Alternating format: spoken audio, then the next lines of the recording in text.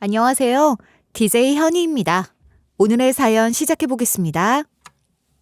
안녕하세요. 누가 그런 말을 들려준 적이 있어요. 세상은 착한 사람한테 친절하지 않다고요. 하지만 저는 그 말이 반만 맞다고 생각합니다. 왜냐하면 저는 크게 무너졌지만 결국 착한 사람 덕분에 이겨나갈 수 있었다고 생각하거든요. 세상에는 나쁜 사람도 많지만 본인 일이 아님에도 기꺼이 손을 건네는 사람도 있더라고요. 혹시 여러분은 오랜 시간 함께해온 인연이 결국 파멸로 이끈 당사자였다는 걸 알게 되신 적이 있나요? 분명 같이 울고 웃던 소중한 인연인데 사실 저를 비참하게 만든 원인이었던 거예요. 사람들은 시간이 약이라고 하지만 그 시간 속에는 열심히 견뎌내려 노력한 제가 있었다고 생각해요. 그러니 오늘 제가 들려드리는 사연을 듣고 여러분도 어떤 순간이 찾아와도 포기하지 않으셨으면 좋겠어요. 이제 제 사연을 시작할게요. 저는 올해 38살이 되었고 프리랜서 디자이너로 먹고 사는 여자입니다. 사실 저에게 가장 존경하는 인물이 누구냐고 묻는 사람들은 당연히 디자이너를 대답할 거라고 생각하는데요. 저한테 가장 존경하는 인물은 바로 우리 엄마와 아빠예요.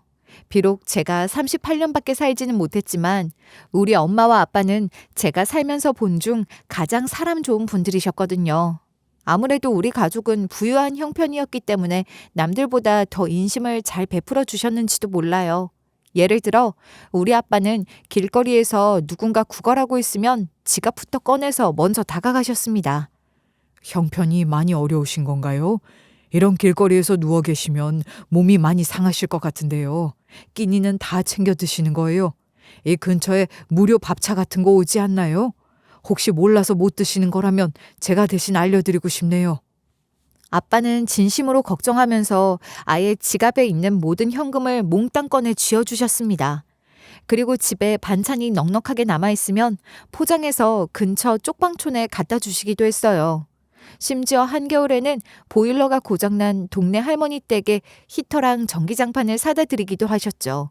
물론 우리 엄마도 성품이 곱기는 마찬가지라서 반대하는 법이 없으시더라고요. 그리고 엄마 역시 아예 우리 집에서 김장할 때는 김치를 넉넉히 담가 주변에 나눠드리기도 했어요.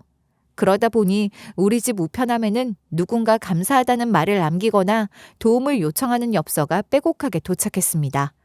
지금에 와서 돌이켜보면 너무나 자랑스러운 일인데요. 당시에는 인상을 팍 쓰고 치를 떨 정도로 싫어했던 것 같아요. 설마 이번 주말에도 봉사 가려고 하시는 거예요? 다른 애들은 놀이동산 간다는데 왜 저만 그런 구질구질한 모습을 보고 있어야 하는데요? 진짜 거기 있으면 기분 나쁘고 찝찝하다고요. 거기서 주는 밥은 냄새도 이상해요. 에이, 그렇게 말하면 안 된다. 그 사람들도 누군가한테는 소중한 존재야. 다만 피치 못할 사정으로 어쩔 수 없이 지금은 어렵게 사는 거지. 분명히 너한테는 언젠가는 도움이 될 거니까 같이 가자는 거야. 놀이동산보다 훨씬 남는 게 많을 거라고. 그래, 엄마랑 아빠가 언제 너한테 해가 될 곳에 데려간 적 있어? 세상을 살면서 너만 잘 살려고 하면 안 돼. 우리 딸이 말은 이렇게 해도 마음씨는 분명 고우니까 금방 깨닫게 될 거라고 믿어. 이렇게 저는 몇 번씩 속 시원하게 불만을 토해내기도 했습니다. 하지만 엄마와 아빠는 그저 사람 좋게 웃으면서 저를 위한 거라고 하시더라고요. 원래 웃는 얼굴에는 침을 뱉을 수 없다고 하잖아요. 결국 저는 엄마와 아빠의 제안을 거부하지 못했고 자라나는 과정에서 언제나 봉사와 가까이 지낼 수밖에 없었어요. 주말마다 밥그릇 나르고 뚝배기 닦는 일을 다 한 거죠. 게다가 한여름에는 땀을 뻘뻘 흘리면서도 제가 마시지도 못하는 얼음물을 옮겼습니다. 그리고 겨울에는 김장김치 나눠주는 행사에서 손이 빨개질 때까지 봉사했어요. 심지어 명절에는 양로원에 가서 어르신 손도 잡아드리고 손톱도 깎아드렸답니다. 문득 장애인 복지관에서 휠체어 밀어드리면서 하루 종일 다리 아파 주저앉았던 기억도 나네요. 우리 딸 뿌듯하다는 생각 안 들어? 사람들이 우리 딸 덕분에 저렇게 웃잖아. 이건 돈 주고도 못 사는 경험이야. 세상은 절대로 우리끼리 살아갈 수 없거든. 그러니까 다음번에 또 오기로 하자. 그래, 생각보다 우리 딸이 봉사에 임하는 태도가 진지한 것 같아서 예뻐 보인다. 솔직히 귀찮을 수도 있고 친구들이랑 놀러 가고 싶은 것도 다 이해하는데 엄마랑 아빠랑 같이 와줘서 고맙구나. 당시에는 정말 고되고 힘겨웠지만 분명 저에게 살이 되고 피가 되는 시간이었던 것 같아요. 그러던 어느 날 제가 대학생이었을 때 청천벽력 같은 일이 벌어졌습니다.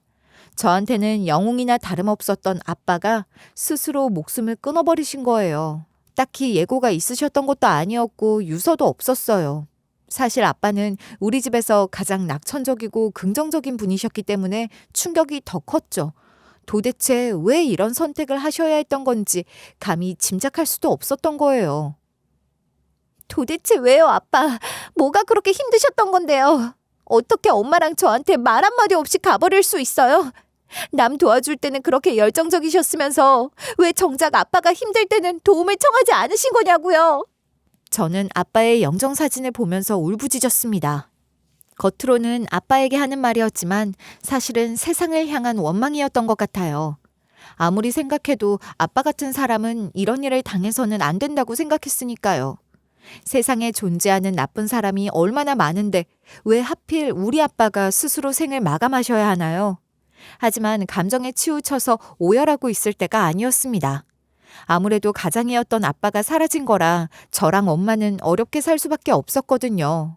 그동안 우리 모녀는 아빠만 믿고 여유롭게 지냈던 거였어요.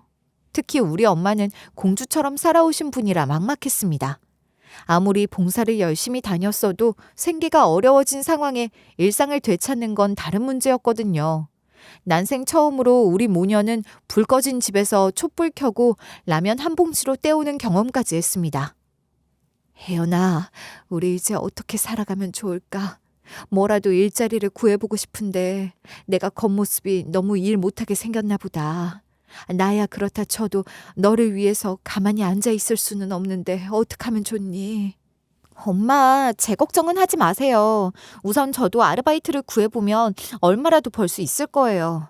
괜히 저 때문에 미안해하지 않으셔도 돼요.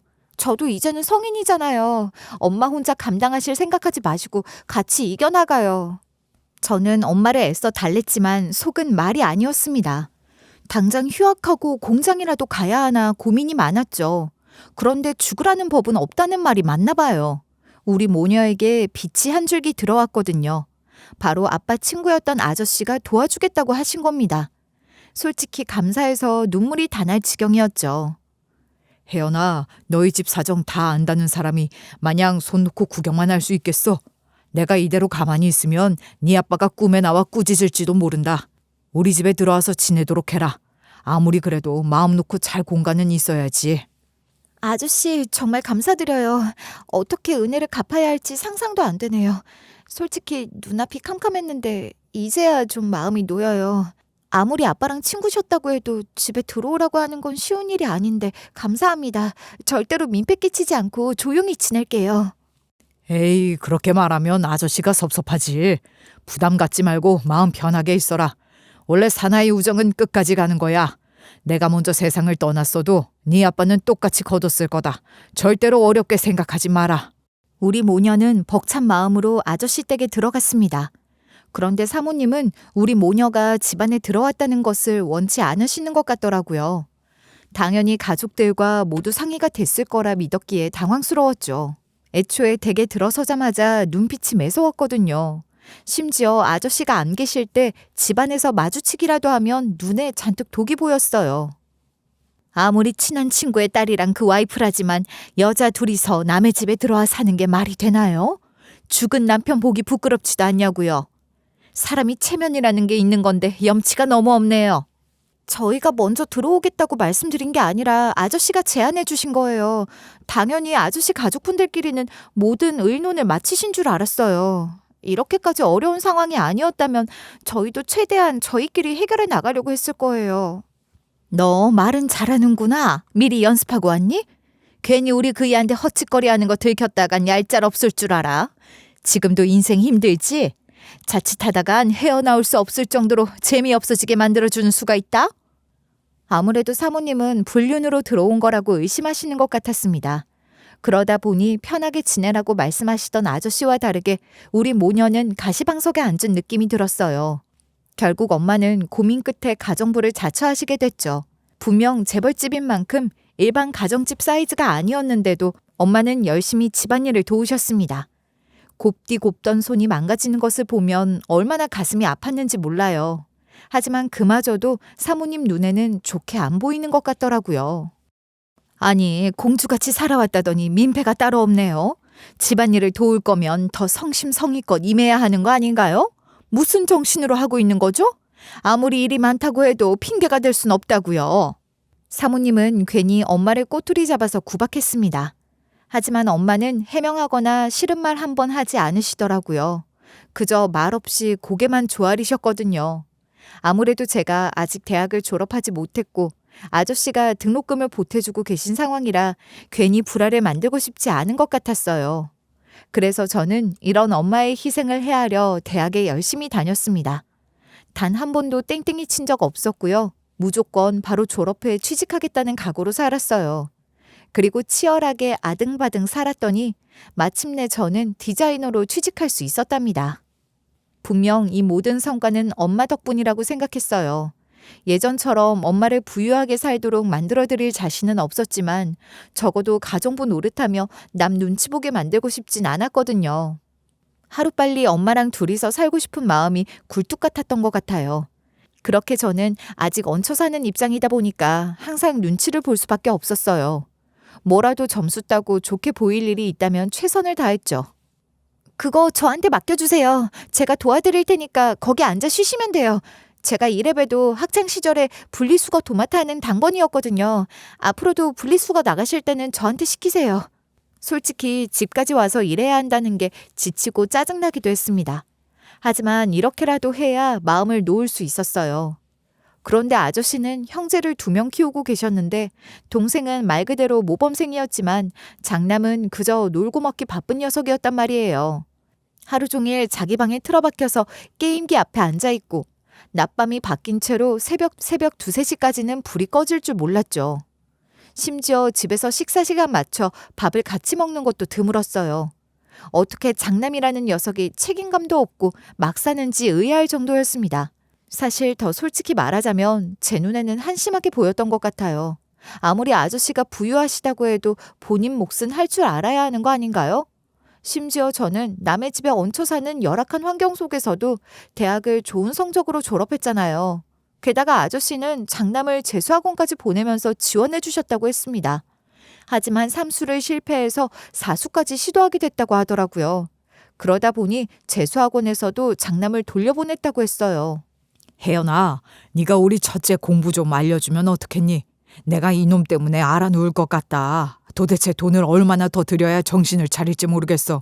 그래도 너는 우리 첫째랑 나이 차이도 크지 않으니까 뭔가 잘 통할지도 모르잖아. 제가 의미 있게 도와줄 수 있을까요? 저도 과외를 해본 경험은 없어서 어떻게 도와줘야 할지 막막한데요. 만약 성적이 눈에 띄게 오르지 않았다가 아저씨랑 사이 멀어질 것도 걱정스러워요. 에이, 내가 부탁해놓고 그런 걸로 너를 나무라겠어? 만약 성적이 오르지 않는다고 하면 그건 네 탓이 아니라 내 아들놈 탓일 거다. 그러니까 너무 부담 갖지 말고 한번 시도해줬으면 좋겠어. 솔직히 이렇게까지 자신 없는 일은 처음이었습니다. 저보다 훨씬 능력 있는 코치님들로 가득한 재수학원에서도 몇 번을 실패했는데 겨우 저한테 과외받는다고 뭐가 되려나 싶더라고요. 결국 본인 태도 자체가 그다지 노력하지 않는다는 의미잖아요. 하지만 저는 아저씨의 부탁을 거절하지 못해서 과외를 해주기로 했어요. 그나마 시간 약속 지켜서 제 앞에 앉아있기라도 하면 다행이라고 생각했죠. 그런데 장남은 예상 밖으로 저와의 과외를 성실히 임했습니다. 항상 과외 시작 시간보다 10분은 먼저 와서 책 펼치고 앉아 있었고요. 제가 준비도 안 끝났는데 먼저 개념 정리부터 복습하고 있더군요.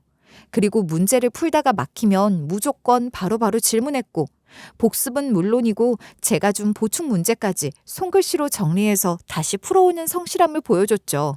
심지어는 공부하는 자세까지 바뀌어서 처음엔 기대도 안 했는데 어느 순간부터는 저도 진심으로 도와주고 싶어질 정도였답니다. 아무래도 삼수까지 실패하니까 정신이 번쩍 들었나 보다 생각했어요. 그런데 장남의 목표는 따로 있었더라고요. 누나, 만약에 저 이번 모의고사 점수 잘 나오면 같이 영화 보러 가는 거 어때요? 그동안 우리 너무 공부만 했잖아요. 자고로 선생이면 학생이 의욕을 가질 수 있도록 도와줘야죠. 누나만 허락하면 저 진짜 잘할 수 있을 것 같아요. 내가 과외 선생이지. 네 데이트 상대야. 공부나 똑바로 해. 성적이 오르는 건 너 좋은 일이지. 나 좋은 일이 아니라고. 그동안 최선을 다하길래 기특하게 봤더니 불순한 의도가 있을 줄이야. 의도가 뭐가 중요해요. 좋은 결과 나오면 장땡이지. 한 번만 다시 생각해봐요. 예매도 제가 하고 팝콘도 제가 살게요. 그러고 나서 더 열심히 공부하면 되잖아요. 제가 뭐 결혼하자고 한 것도 아닌데 부탁 들어주세요. 결국 저는 모의고사 점수가 잘 나오면 같이 영화를 보러 가자는 제안에 응했습니다. 그리고 장남은 본인이 원하는 바가 분명해서 그런지 성적이 상승하기 시작하더라고요. 사람이 동기부여가 되면 이렇게 달라질 수도 있구나 싶었어요. 오죽하면 아저씨가 장남의 사심을 알고 일부러 저를 붙였나 의심스럽기도 했죠. 그렇게 장남은 대학까지 갈 수 있었고 저는 아저씨에게 인정받아 큰돈을 받을 수 있었답니다. 이야, 역시 혜연이한테 맡겨보기를 잘했다니까. 내가 여태 공들였던 재수학원보다 훨씬 낫다. 이거 우리 아들을 개과천선시킨 거나 다름없어. 혹시 돈 말고도 갖고 싶은 거 있으면 말해라. 아저씨가 선물해 줄게. 뭐 민망하기도 했지만 제 입장에서는 미치는 장사가 아니었기 때문에 만족스럽더라고요. 그런데 문제는 장남이 대학까지 가고 나서도 여전히 저에 대한 관심을 숨기지 않았다는 겁니다. 일부러 제가 퇴근하고 돌아올 때까지 집 앞에서 기다렸고요. 한창 꽈팅이니 뭐니 주변 여자애들과 어울릴 일이 많을 텐데 제 앞에서 눈에 차는 애가 없다며 흉봤습니다. 심지어 제 출퇴근길을 책임지기 위해 운전면허를 따고 싶단 말까지 했어요. 하지만 저는 이제 사회생활을 하고 있는 사람이었고 장남은 이제 막 대학에 간 남자였잖아요. 솔직히 말해서 연애 상대로 눈에 들어오겠어요? 거기다가 아저씨랑 사모님이 우리 모녀를 사돈으로 맞이하고 싶어 할 리가 없었습니다. 그래서 장남이 몇 번 저한테 관심 있다는 의사를 전했지만 저는 그때마다 딱 잘라서 거절했어요. 누나 진심으로 좋아해요. 제 마음을 모른다고 할 수는 없을 거예요. 제가 왜 그렇게 열심히였는지 다 아시죠? 누나한테 잘 보이고 싶고 누나가 면이 섰으면 해서 최선을 다했던 거예요. 앞으로도 누나 앞에서 제가 변화하는 모습 보여주고 싶어요. 미안한데 나는 너랑 이 이상으로 가까워지고 싶은 생각 티끌만큼도 없어. 내가 널 좋아할 이유 같은 거 없는 거 알잖아. 나는 지금 연애보다도 더 중요한 게 엄청 많은 사람이야. 괜히 거슬리게 하지 않았으면 좋겠어. 당장 연애보다는 엄마와의 일상을 되찾는 게 중요하다고 생각했습니다. 다만 장남이 실망스러워하는 눈빛을 보니 미안해지기도 하더라고요. 아무래도 타인한테 상처 줘놓고 마음 편할 수 있는 사람은 세상에 없으니까요. 그렇게 시간이 흘러 저는 엄마랑 둘이 살 수 있을 정도의 전세를 구하게 됐어요. 드디어 아저씨 댁에서 홀가분한 마음으로 나올 수 있게 된 거죠. 그동안 수고 많았다. 처음에는 네가 너무 안쓰러워서 우리 집에 들인 거였는데 오히려 도움을 많이 받은 것 같구나. 특히 첫째 정신 차리게 만들어줘서 고맙다. 앞으로도 앞날을 응원하마. 필요하면 언제든지 연락해라. 아저씨가 꼭 아빠처럼 격려해 주시는 것 같아서 가슴이 뭉클하기도 했습니다. 하지만 사모님은 마지막까지 못마땅한 기색을 감추지 않으시더라고요. 드디어 나가는구나. 다시는 보지 말자. 어떻게 여태까지 거머리처럼 붙어있을 생각을 다 했어? 그래도 나는 너네 모녀가 중간에 이건 좀 아니라고 깨달을 수 있을 줄 알았다. 절대로 어디 가서 그런 식으로 살지 마라. 사모님 때문에 우리 엄마가 가정부 노릇하며 쌩고생했던 건데 무슨 공짜로 재워주고 먹여준 것처럼 구니까 어이 털렸습니다. 하지만 마지막이니 좋은 게 좋은 거다 여기면서 나왔어요. 아무래도 나중에 돈 필요한 일이 생기게 되면 아저씨한테 도움을 구할 수밖에 없잖아요. 굳이 척질 이유가 없다고 생각한 거예요. 그렇게 저는 엄마와의 평온한 일상을 누리면서 행복하게 지내고 있어요.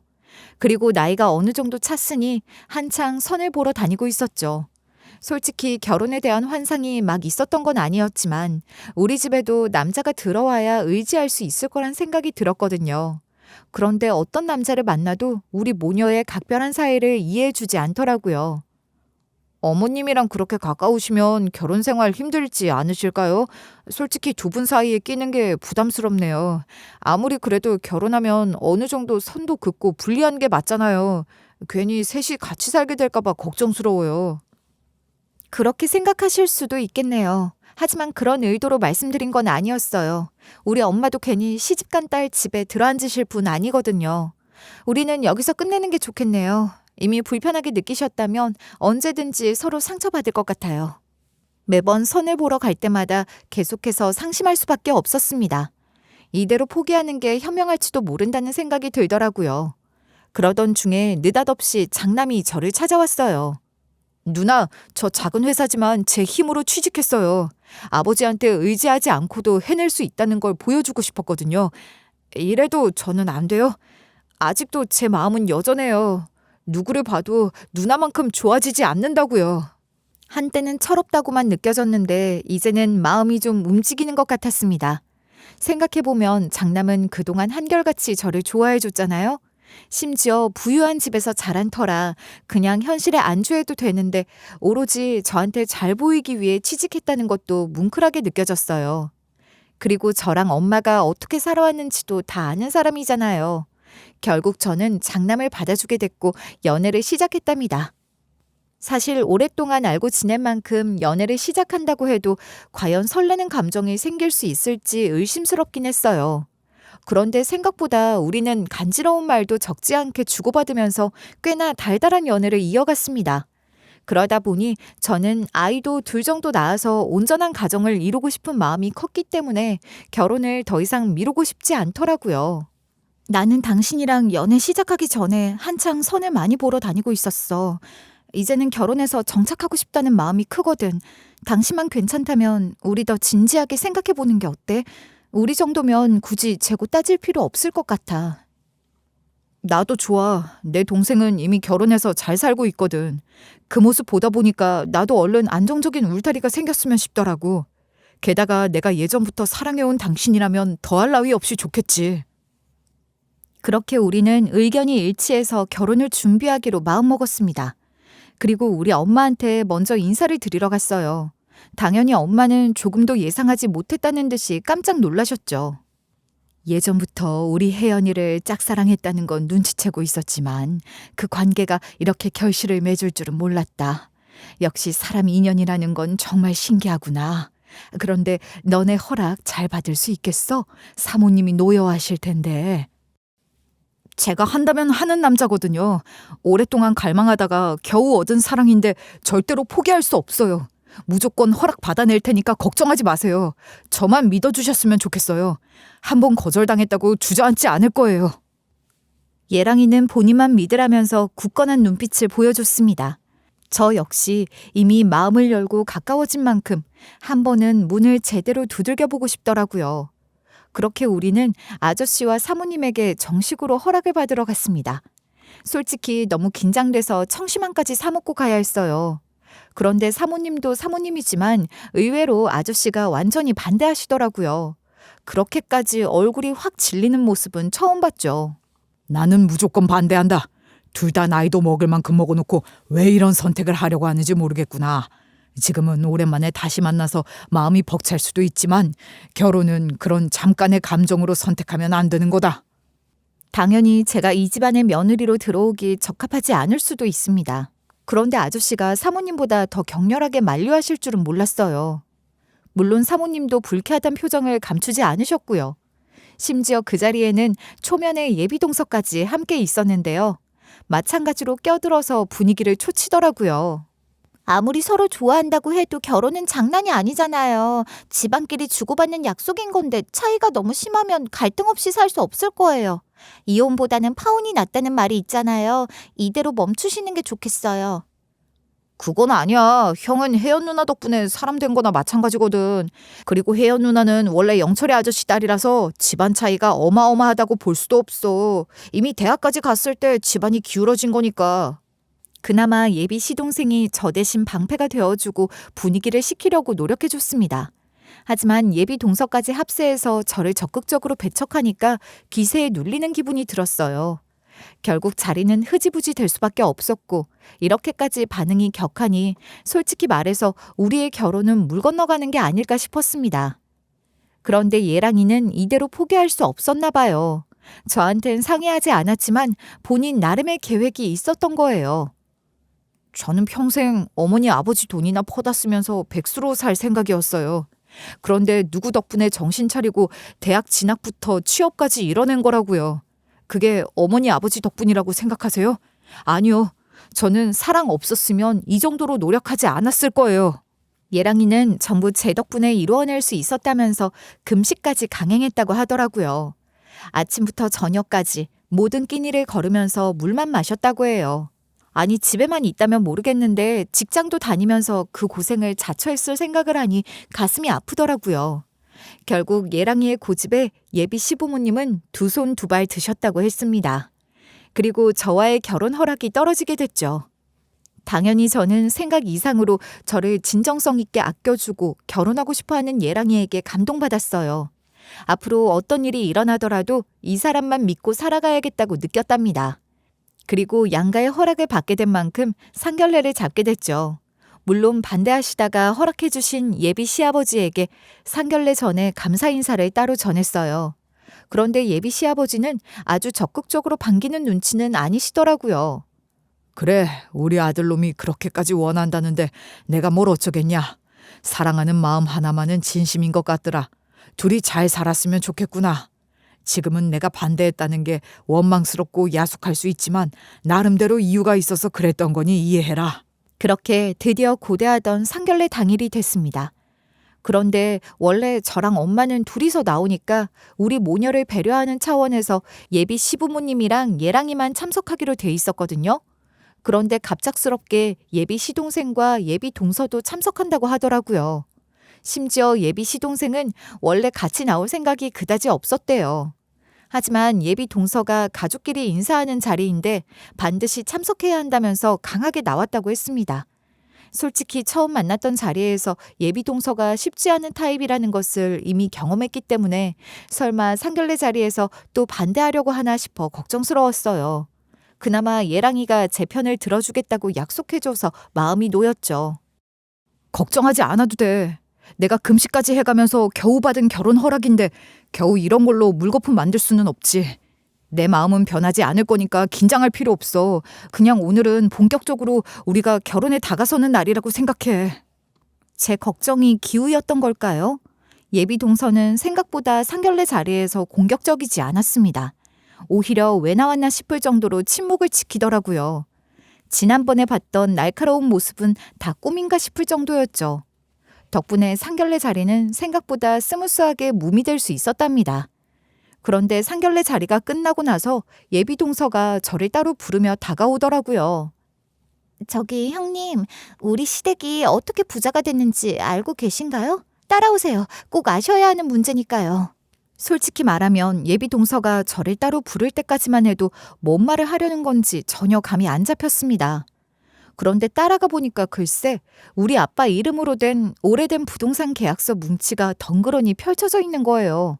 아무런 마음의 준비도 하지 않았기 때문에 당황스러울 수밖에 없었죠. 그저 손끝이 저절로 떨리고 입이 바싹 마르기만 하니까 어떻게 반응해야 할지 모르겠더라고요.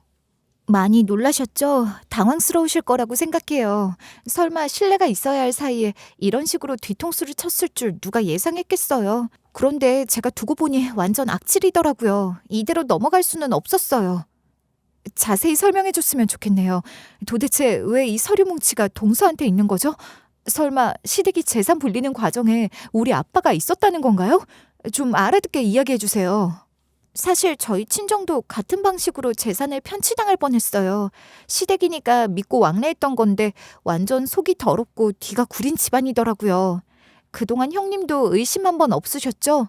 마음 단단히 붙들고 들으셔야 돼요. 예비 동서는 차근차근 저를 달래면서 자초지종을 설명해 줬습니다.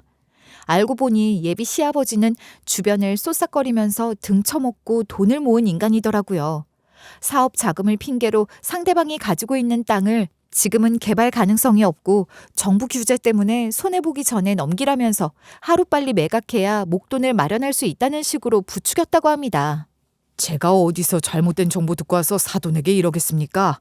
우리 아들과 며느리가 잘 살려면 사돈도 평탄하게 지내셔야죠. 이게 다 사랑하는 우리 자식들을 걱정해서 드리는 말입니다. 괜히 염려하지 마시고 진지하게 들어주셨으면 하네요. 하도 예비 시아버지가 신뢰감 있게 다가오니 예비 동선의 아버지도 시세보다 훨씬 싸게 파실 뻔했대요. 그러고 나서 예비 시아버지는 중간에 페이퍼 컴퍼니를 세워 잠시 소유권을 돌린 다음에 다시 본인 명의로 이전하는 세탁식 소유권 이전을 하려 했다고 하더라고요. 그나마 예비 동선의 아버지는 부동산 계약서가 위조될 뻔했다는 정황을 발견하셔서 신속히 대처하셨대요. 덕분에 예비 시아버지의 속셈에 넘어가 땅을 빼앗기지 않은 거죠.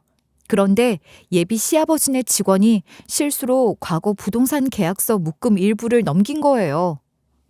처음에 배웠을 때 제가 좀 무례하게 굴었죠. 그때는 정말 민망하셨을 것 같아서 죄송했어요. 하지만 이대로 형님이 이 집안으로 시집 오는 건 막아야 할 것 같더라고요. 저는 아직 때를 기다리느라 이혼하지는 않고 있었던 건데 설마 또 다른 피해자가 생길까 봐 걱정스러웠거든요. 예비 동서는 예비 시아버지의 실체를 알고 나서 증거를 모으기 위해 계약서 더미를 정리해 나갔다고 했습니다. 그런데 지난번에 예비 시동생이 저를 영철이 아저씨 딸이라고 언급했잖아요. 구체적으로 밝힐 수는 없지만 제가 특이 성씨를 가져서 계약서에 언급된 이름이 우리 아빠라는 걸 예비 동서가 눈치챈 것 같더라고요. 그래서 어쩐지 수상하게 여기던 중에 예비 시동생이 주둥이 간수를 잘못한 거예요. 인생이라는 게 진짜 모르는 거긴 해. 내가 결혼할 거 아니니까 혜연 누나 편들어 주긴 했지만 사실 우리 집에서 가정부로 일했던 모녀거든. 형도 진짜 신기하단 말이야. 어떻게 우리 집에서 굽신거리던 집안으로 장가가려고 하지? 나중에 후회해도 형 인생이라 상관없을 테지만. 예비 시동생은 아주 그냥 버릇없게 저를 짓밟는 식으로 떠벌리고 다닌 것 같더라고요. 그래서 예비 동서는 겉으로는 제 앞에서 젠틀하고 배려하는 척하지만 뒤에서는 까내리고 있었던 데다가 제가 부유한 집에 살다가 이를 계기로 급격하게 기울어졌다는 정황을 모조리 알아챘다고 했습니다. 그래서 저한테 이렇게 진실을 알려야겠다고 결심한 거고요. 그제야 우리 아빠가 왜 스스로 목숨을 끊으셨던 건지 알 수 있었습니다. 과거 절친하던 친구에게 배신감을 느끼고 홀로 쓸쓸한 선택을 하셨을 거라고 생각하니 가슴이 찢어지는 것 같더라고요. 아무리 지금은 미래를 약속하고 사랑하는 사람이 있다고 해도 결혼은 다시 생각해 보시는 게 좋겠어요. 솔직히 저는 아까 상견례 자리에서 어머님, 아버님이 형님을 사람 대 사람으로 보지 않는 것 같았거든요. 본인들이 넘어뜨려 놓고 조금 도와서 구원해 줬다고 거만한 게 느껴졌어요. 예비 동선의 집안은 사기 미수죄로 소송을 걸 거라고 했습니다.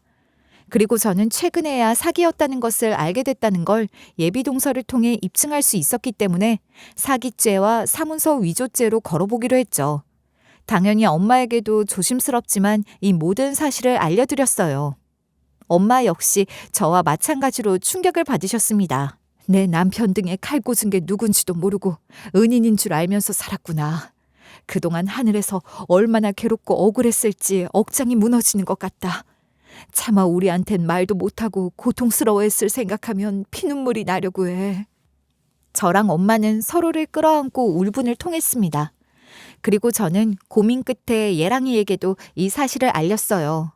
그래도 저를 사랑해준 사람인 만큼 예랑이가 도대체 어떤 태도로 나올지 궁금했거든요. 그런데 예랑이는 단숨에 무릎 꿇고 저랑 엄마에게 용서를 구하더라고요. 제가 감히 드릴 말이 없습니다. 이렇게 더러운 수법으로 일군 집안의 자식이라는 게 너무 수치스럽네요. 진심으로 사죄드리고 싶어요. 설마 이런 내막이 있었을 거라고는 상상도 못했어요. 예랑이는 비통해하면서 가슴을 치고 눈물을 쏟아냈습니다. 그 모습을 보면서 제 마음도 공허하고 먹먹하더라고요. 그 후로도 예랑이는 며칠을 식사도 제대로 하지 못하고 말라가는 것 같았어요. 아무래도 사랑하는 저에게 가장 큰 상처를 준 사람이 본인 아버지라는 것 때문에 미안했기 때문이겠죠. 하지만 예비 시부모님은 반성 같은 건 생각도 안 하는 아나무인이었습니다. 저랑 예비 동서에게 고소당했다는 것을 알고 길길이 날뛰더라고요. 우리가 뭘 그렇게 잘못했다고 니네가 감히 시부모를 난처하게 만들어? 우리만 부동산 사기치는 줄 알아? 원래 다 이런 식으로 이루어지는 거야. 그냥 머리 쓸 줄 몰라서 당하는 건데 왜 이제 와서 그러는 거야? 그래, 다 적당히 편법 써가면서 돈 버는 건데 뭐가 그렇게 억울하단 거냐? 누가 보면 내가 일부러 영철이 저 세상 보낸 줄 알겠다. 아버지, 제발 그 입 다물어요. 한 사람뿐만 아니라 그 가족들까지 인생을 풍비박산 만들어 놓고 어떻게 뻔뻔하게 말씀하시는 거예요? 저는 이제 어머니 아버지 자식이라는 것도 치욕스러워요. 예랑이는 끝까지 단호하게 제 편을 들어줬습니다. 결국 예비 시아버지는 아무리 발버둥 쳐도 징역형을 선고받게 됐죠. 최종적으로 판결이 났을 때 예비 시어머니가 쪽팔린 줄도 모르고 바닥에 주저앉아 오열하던 모습은 지금도 선명해요. 주변에 지나가던 사람들까지 모두 손가락질 하는데도 인생이 끝장났다며 억지 부리더라고요. 그리고 예비 시동생은 예랑이와 다르게 본인 부모님 편을 들었는데요. 결국 예비 동서에게 보기 좋게 이혼당하고 말았습니다. 뭘 또 이혼까지 하겠다는 거야. 우리 어머니 아버지가 이 정도면 충분히 벌 받은 거 아니냐고. 우리 어머니 요즘 시름시름 앓고 계신단 말이야. 아직 신혼인 거나 다름없는데 벌써 갈라서는 게 말이 돼? 애라도 없을 때 갈라서는 게 맞지. 당신은 이제 사기꾼 자식이라는 꼬리표를 달고 살게 된 거잖아. 그런 사람을 뭘 믿고 평생을 살아가? 나는 나중에 아이도 낳고 싶고 떳떳한 부모가 되고 싶어. 괜히 구질구질하게 굴지 말고 헤어져. 예비 시동생은 어떻게든 예비 동서의 마음을 붙잡아 보려고 노력했지만 예비 동서는 강단 있는 사람이었어요. 결국 예비 시동생도 울며 겨자 먹기로 예비 동서를 놓아줄 수밖에 없었죠. 그렇게 사건은 어느 정도 일단락되었지만 저에게는 여전히 고민이 남아 있었습니다. 아무래도 예랑이와의 사이를 어떻게 해야 할지 결정해야 했으니까요. 물론 엄마는 저에게 이렇게 하라거나 저렇게 해야 한다는 눈치를 주진 않으셨어요. 하지만 저는 이 관계를 지속하는 게 맞는가 고민스럽더라고요. 아무리 예랑이가 제 편을 들어주었고 본인 아버지와의 인연을 끊는다고 했어도 그게 과연 말처럼 쉬울까 싶었거든요. 결국 저는 몇 날 며칠을 머리 싸매고 고민하다가 파혼을 선언했습니다. 우리는 여기까지 하는 게 좋겠어.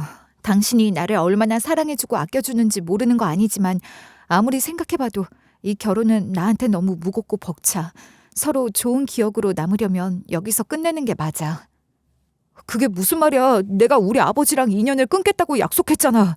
그거 그냥 한 말 아니었어. 나는 진심으로 당신만 있으면 된다고 생각해. 이대로 헤어질 순 없어. 내가 얼마나 오랫동안 당신만 기다렸는지 알잖아. 당신이랑 장모님 마음 진정될 때까지 기다릴게. 제발 기회를 줘. 기다리지 않았으면 해. 나는 이미 마음을 굳게 정한 거니까 괜히 서로 상처받지 말고 각자 인생 살아가자. 당신이 아무리 좋은 사람이더라도 돌아가신 아빠를 생각하면 이건 좀 아닌 것 같아. 예랑이가 그토록 서럽게 울면서 애원하는 모습은 처음 봤습니다. 그날 이후로도 예랑이는 저를 포기하지 않고 여러 번 찾아왔어요. 평소에 엄마가 좋아하셨던 붓국화 화분을 사오는 정성을 보이기도 했고 한 번도 상처받지 않은 것처럼 환하게 웃으면서 농담을 건네기도 했습니다. 하지만 저는 예랑이와 오랫동안 알고 지낸 데다가 결혼까지 생각할 만큼 긴밀한 사이였잖아요. 속으로 얼마나 조심스럽고 눈치를 살피고 있는지 느껴졌어요. 솔직히 제 마음도 같이 흔들릴 만큼 괴로워 보이더라고요. 저 역시 예랑이와 만나는 동안 가벼운 마음이 아니었기 때문에 많이 슬펐죠. 하지만 아빠를 생각하면 절대로 과거를 덮어둘 수 없었어요. 이대로는 결혼하고 나서도 계속 죄책감에 시달릴 것 같았거든요. 그래서 예랑이를 매번 돌려보낼 수밖에 없었습니다. 결국 예랑이 역시 제 마음을 포기하는 것 같았고 마지막으로 한 번 더 찾아와 인사하더라고요. 나는 우리 집안하고 아예 절연했어. 꼭 당신 때문이 아니라 내가 어떤 이유로 넉넉하게 살아왔는지 알게 되니까 역겹고 비위상해서 같이 못 지내겠더라고. 당신이 행복하게 잘 살아가길 빌게. 그동안 고마웠어. 예랑이의 뒷모습은 제가 봤던 모든 순간 중 가장 짠하게 느껴졌습니다. 그리고 이 순간을 마지막으로 다시는 만나지 못했어요. 한 번은 전 예랑이가 절연했다고 언급했던 게 그냥 던진 말이 아니라 전부 사실이었다는 걸 알게 될 기회가 있었는데요. 바로 전 예비 시어머니가 전 예랑이를 찾으면서 호통치는 연락을 걸어왔기 때문이었습니다. 너 우리 아들 어디에 숨겼어? 얘가 우리를 이제 가족 취급도 안 하겠단다. 피가 얼마나 진한 건데 가족을 끊어놓을 생각을 하니? 당장 우리 아들 어디서 뭐하고 사는지 내놔라. 얼른. 그걸 왜 저한테 찾으세요? 우리는 이제 파혼해서 아무 사이도 아니에요. 피가 그렇게 진한 건데 오죽했으면 가족을 끊어냈겠어요. 부끄러운 줄 알고 반성하셔야죠. 저는 아무것도 모르니까 괜히 연락하지 마세요. 저는 더 이상 밉보일까봐 걱정할 이유도 없었기 때문에 당당하게 받아쳤습니다. 그랬더니 전 예비 시어머니는 엄청 당황한 티를 내면서 끊어버리더라고요. 그러고 나서도 그 집안은 아주 가관이었다고 해요. 전 예비 시어머니와 전 예비 시동생이 함께 전 예비 시아버지가 감옥에 갔지만 다시 재기해보겠다면서 나댔다가 오히려 완전히 쫄딱 망했다고 하더라고요. 이 얘기는 전 예비 시동서가 알려줬답니다. 우리는 이제 친구로 지내고 있거든요. 혜연아, 그 집 사람들도 아직 정신을 못 차린 것 같지 않아? 지금까지 해온 거라고는 남의 인생 파괴해서 빨대 꽂은 것뿐인데 자기네 힘으로 뭘 해낼 수 있을 줄 알았나 봐. 세상 무섭다는 걸 이제야 좀 알겠네. 그러니까 본인들 때문에 남들이 눈물 흘린 만큼 이제는 피눈물 제대로 흘리면서 살겠다. 분명 아직도 남 탓해가면서 헛발질하고 있을 거야. 평생 제자리 걸음이나 하는 인생일 거라고. 우리는 전 예비 시댁을 마음껏 비웃어주면서 이야기를 나누곤 한답니다. 파혼하는 과정에서 비록 너무 큰 상처를 파헤치긴 했지만 좋은 친구를 사귀게 된 건 기쁜 일이라고 생각해요. 처음에는 서로 상처가 있다는 것을 아니까 조심스러웠는데 이제는 하루에 한 번씩 연락하지 않으면 허전할 정도거든요. 같이 이겨낸 아픔이 있어서 그런지 굳이 무슨 말을 하지 않아도 편하네요. 그리고 저는 지금 새로운 남자를 만나 결혼을 앞두고 있어요. 사실 엄마 혼자 남게 되는 게 마음에 걸려서 결혼은 포기하려고 했는데요. 저뿐만 아니라 엄마까지 존중해주는 남자라서 결혼을 다시 한번 결심하게 됐습니다. 이보다 다정하고 어른을 공경하는 남자를 또 만날 수 있을까 싶을 정도예요. 장모님이랑 같이 살진 못하더라도 혼자라는 생각이 드시지 않도록 최대한 자주 찾아뵙자. 당신을 낳고 키워주신 분이면 나한테도 소중하거든. 괜히 당신이 장모님 혼자 두고 왔다고 후회하지 않게 신경 많이 쓸게. 예비 남편이 저한테 프로포즈할 때는 그야말로 눈물이 핑 돌았습니다. 이렇게 우리 엄마까지 따뜻하게 품어주는 남자와 평생을 약속하게 됐으니 감동스러웠거든요. 그리고 저는 결혼식을 올리기 전에 엄마와 추억을 쌓고 싶어서 같이 여행도 다녀왔어요. 가는 곳마다 엄마가 즐거워하시니까 괜히 뭉클하고 울컥하더라고요. 혜연아, 이제 아빠 생각은 너무 많이 하지 말자. 여기에 슬픈 감정은 모두 두고 가는 거야. 이제는 네 아빠도 편안하게 지켜볼 수 있도록 행복하기만 하자. 그게 네가 할 수 있는 최선의 효도니까. 알겠어요, 엄마. 그러니까 엄마도 괜히 제 걱정하지 마세요. 이제는 진짜로 잘 살아볼 거니까요. 아빠가 하늘에서 지켜보시면서 흐뭇해하실 만큼 잘 사는 모습 보여드릴게요. 그렇게 저는 제 삶의 중심을 다시 잡아가고 있습니다. 한때는 절망스러웠지만 지금은 감사와 희망으로 매 순간을 채우고 있다고 확신해요. 분명 세상이 무너진 줄 알았던 순간에도 결국 다시 태양은 뜬다는 걸 알게 됐거든요. 어쩌면 이 모든 일이 있었기에 제가 지금의 저로 단단해진 게 아닐까 싶기도 해요. 그러니 여러분도 어떤 순간에도 포기하지 마세요. 인생은 한번 무너졌다고 끝나는 게 아니니까요. 반드시 저 하나만 스스로를 포기하지 않는다면 언제든지 행복해질 기회는 찾아오거든요. 제 사연을 들어주신 모두가 인생을 포기하지 않고 살아가시기를 바라겠습니다. 들어주셔서 감사드려요.